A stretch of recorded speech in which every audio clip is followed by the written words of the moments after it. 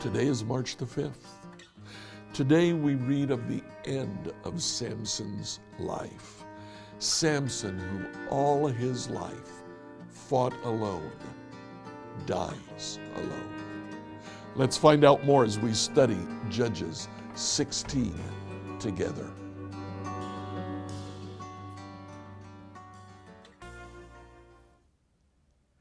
So in Judges chapter 16, we start with a short paragraph.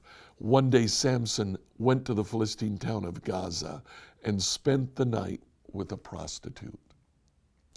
Word spread in town that Samson was there. They didn't know exactly where he was, so they locked the city gates. Now understand that the city gates were gates that actually horse-drawn chariots could march through. They were large gates. They were, when shut, just like a wall. They were massive, heavy, set on hinges so they could open and close. But when they closed the city gates, they expected them to remain closed. Verse 3, Samson stayed in bed only until midnight. Then he got up, took hold of the doors of the town gate, including the two posts that they were set in. He lifted them up, bar and all. He put them on his shoulders, and he carried them all the way to the top of the hill across from Hebron. So Samson picks up these massive doors, walks down the mountain, up the other mountain, and leaves them on top of the other mountain, just to say, see what I can do. Now in the story that follows, sometime later, Samson fell in love with a woman named Delilah, who lived in the valley of Sorek. The rulers of the Philistines went to her and said, entice Samson to tell you what makes him so strong and how he can be overpowered and tied up securely. Then each of us will give you 1,100 pieces of silver. And this starts a long story of Delilah saying to Samson, what makes you so strong? First, Samson says in verse 7, if you were to tie me with 7 new bowstrings that have not yet been dried, I'd be as weak as anybody else. Delilah does that and then shouts, the Philistines have come for you. Samson wakes up, pops off the drawstrings, kills them all. Samson keeps coming back to Delilah. She keeps pestering him. Now in verse 11, Samson says, if I were tied up with brand new ropes that have never been used, I'd be as weak as anybody else. So she ties him up with brand new ropes. Philistines comes in, Delilah says, the Philistines are upon you. Samson pops the ropes off of his body, kills the Philistines, and leaves. And comes back yet again. In verse 13, Samson said, if you were to weave the 7 braids of my hair into the fabric on your loom and tighten it with the loom shuttle, I'd become as weak as anybody else. Samson had locks, dreadlocks. Do you know the Rastafarians actually perceive of themselves as taking the Nazirite vow? They drink no wine, they don't cut their hair, and they braid their hair in locks based on this verse. Interesting. Delilah weaves his hair into a loom. She shouts out, Samson, the Philistines are upon you. He wakes up, shakes his hair, breaks the loom, kills the Philistines. He leaves. And he comes back a 4th time. This time, verse 16, Samson shared his secret with her. My hair has never been cut. I was dedicated to God as a Nazirite from birth. If my head were shaved, my strength would leave me and I would become as weak as anyone else. She calls for a barber. The barber shaves his head. She shouts, the Philistines are upon you. He wakes up, figuring that he's going to kill him just like he did before. but God's Spirit has left him. They take him, they capture him, they gouge out his eyes, and they make him grind grain in the prison. But in verse 22, but before long, his hair began to grow back. Now, why is it important that the author mentioned that his hair began to grow back?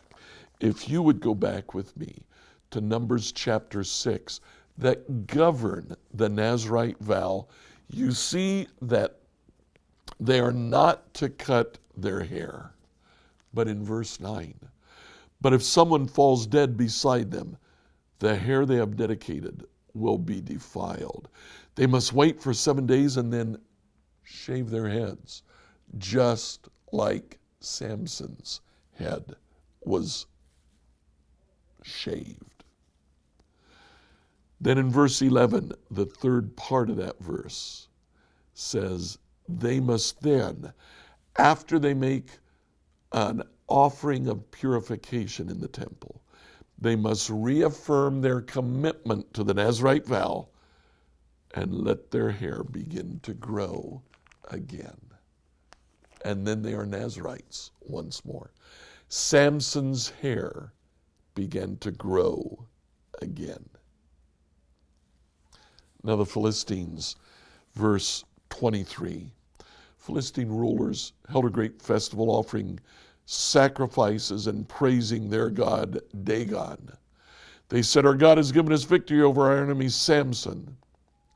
When the people saw him, they praised their God, saying, our God has delivered our enemy to us. The one who killed so many of us is now in our power.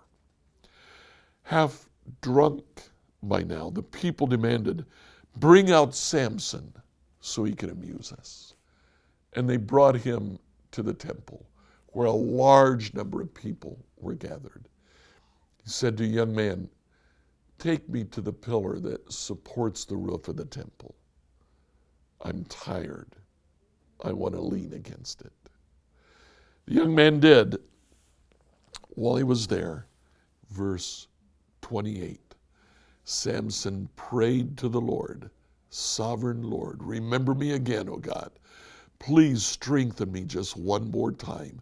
With one blow, let me pay back the Philistines for the loss of my 2 eyes.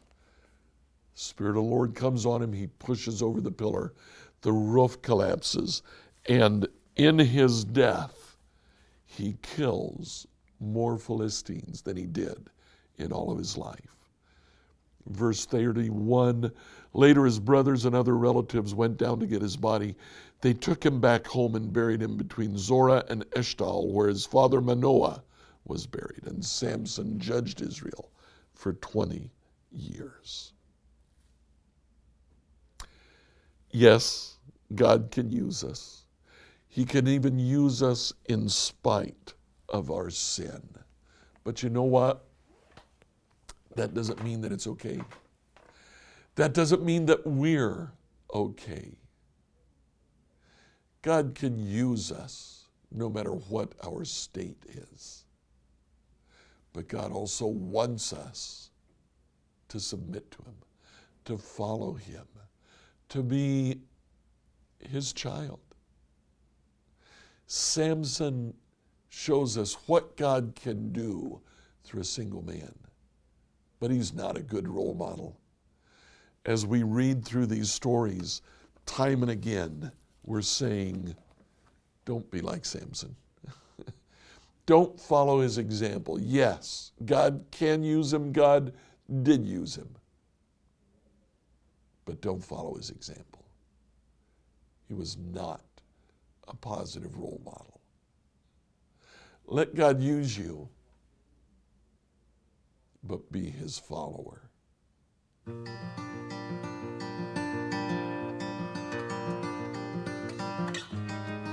I encourage you to like, follow, and subscribe on the platform that you use to listen to this devotion. Share it with your friends. If you have a question, email us at questions@becomehope.com. We'll see you on Sunday when Zach will talk to us more about Samson.